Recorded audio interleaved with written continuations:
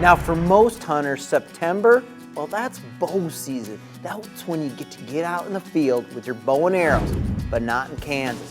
And that's why I love Kansas. They give firearm hunters just a little window there at the end of the month to go after whitetails. Of course, you have to use the old smoke pole, the muzzle loader, but it does give you an opportunity to hunt bachelor groups. And that's something very few places, very few states, even provinces allow you to do with a firearm in hand.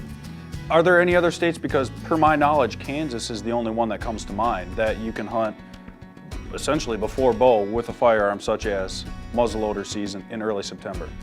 Well, there are other states, but almost all of them are does, and they're like those cull management hunts. You don't get to go after big bucks, and Luke, you know like I do, Kansas has big bucks. Now, this part of the state, it's the southwest corner.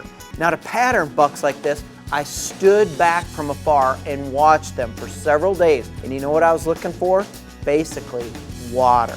I finally found the place, one bend in this entire long creek that had a little water, and that's where I set up my ambush. Now, this buck, when he come out in the afternoon, he was heading for that quarter-mile long stretch that had puddles all over, and it was up to me now to put the sneak on him for a smoke pole ending. I'm going to give you a little bit of credit here, so listen up and pay attention.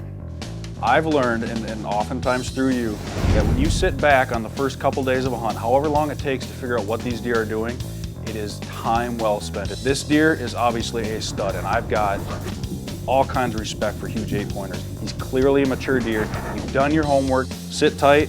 This deer's all yours, Mark. Here's the setup. I finally found this buck coming at me, but it's tall grass. Do you take the shot or do you pass? You're pushing a good-sized bullet, even through a muzzleloader. I mean, it's still moving right along, and it's grass. It's not like you're shooting through all kinds of sticks. I'd be taking the shot all day long. Within 100 yards, do it.